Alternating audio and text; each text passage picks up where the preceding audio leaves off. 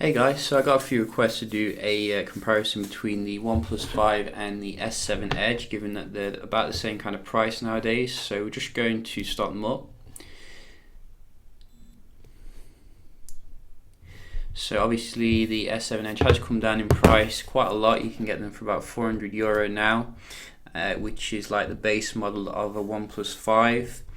And you are going to be getting a better design, better camera, and obviously the Samsung software, which some people do enjoy. I have put it on the official software as well for Nugget with the S7 Edge. So we're going to see how they do compare here. We can just see everything is closed down. This is an 8GB RAM model of the OnePlus 5 versus an Exynos S7 Edge. Let's go. Wouldn't it be funny if the S7 Edge did actually keep up here? It would be pretty hilarious. And it's not doing too bad, it is behind on every single one of them, but at the end of the day, it's not too far behind. And that is pretty good. Let's try the camera here. Yeah, so as expected, you can see that the performance of the OnePlus is much further ahead in terms of the speed here, if we're going to be honest. Let's just put this up a little bit. Screen looks about the same in terms of the quality, gotta say. Not a huge difference really. We do have some games as well.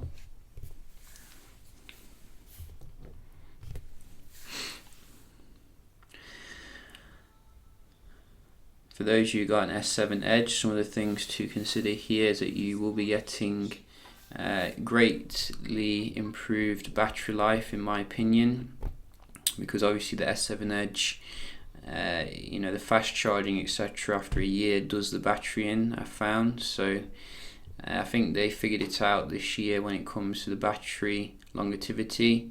You are getting a Type-C as well at the bottom, which is nice to have. And also the Oxygen OS, which is closer to stock here.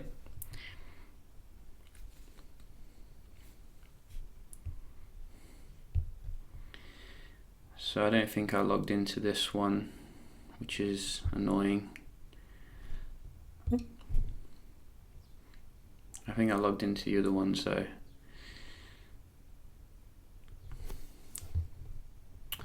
while waiting for that, let's go to the next one.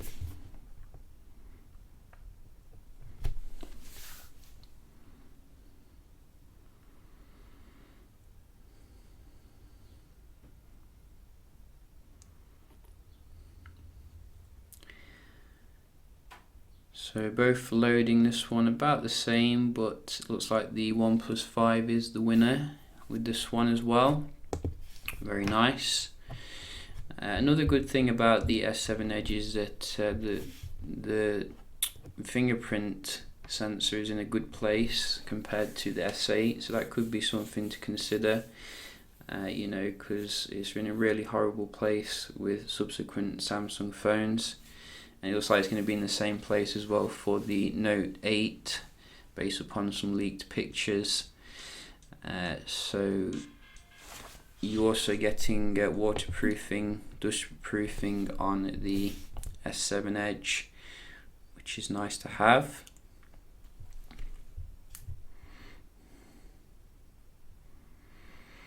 So you can see in terms of the games, it's a little bit behind, but not hugely so.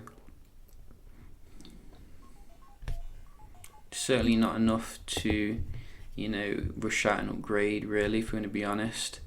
So let's try a bit of web browsing here. And we are using the latest version of the web browser.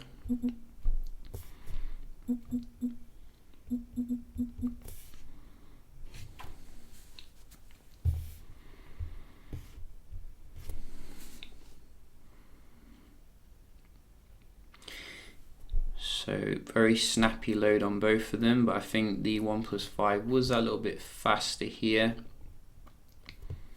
I'm going to be honest. And you can see the pictures do load a little bit faster as well on the left, both very nice and responsive.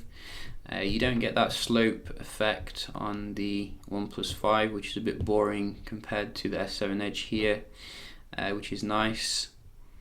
And I think they've added some new features to the stock browser here. You can see you can quickly share, you can do a quick new tab as well. Pretty awesome what Samsung's doing with its own apps. Let's just try a speed test.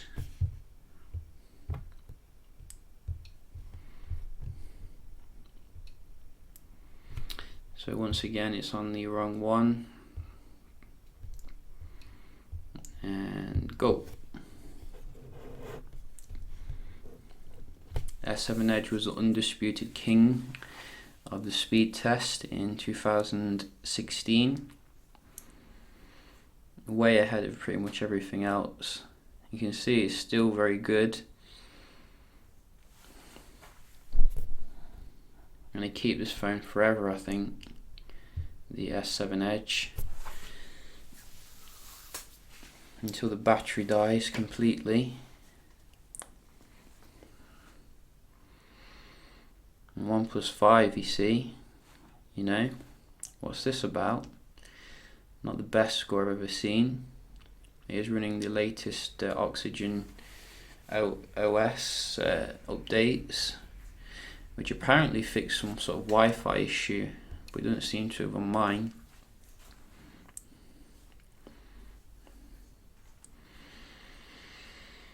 That's better, but still can't quite match the S7 Edge, as you can see. So props to the, what is it, 1.5 years old nearly phone. And let's do some multitasking. So this is where I think the OnePlus 5 will crush the S7 Edge. As you can see, Samsung's multitasking seems to have gone downhill lately on literally every phone. You are getting a reload.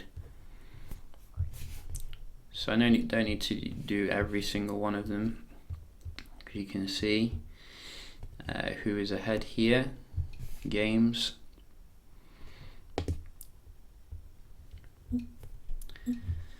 And the,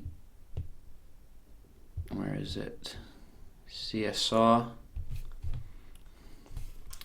So it keeps the games in memory, strangely enough, but it doesn't keep the basic apps in memory. Oh, I like that sound. And finally, Injustice. Yeah, keeps the games in memory but doesn't keep the basic apps in memory. Very strange on the S7 Edge, but overall you can see here, you know, in terms of the performance, if you are moving from an S7 Edge, you're going to be getting quite a big jump, really, if you're going to be honest. But then again, you know, I think the S7 Edge is still a good buy, considering that it's got waterproofing, optical image stabilization for the camera, very nice, you know, design here. And you know, it's still pretty good overall phone, particularly if you don't trust OnePlus, you know, with the recent benchmark cheating and the jelly effect thing, which can be quite annoying. But the OnePlus, I think, has much better in terms of customization. I've been really impressed with the way you can change like pretty much everything on the phone. The icons, you can change the accent as well. If we just go to the display, I've changed it to a green one, but you can have it on purple if you want.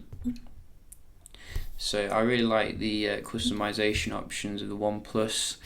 You do get some themes and stuff you can put on to the Samsung, but they do look a bit ugly in comparison.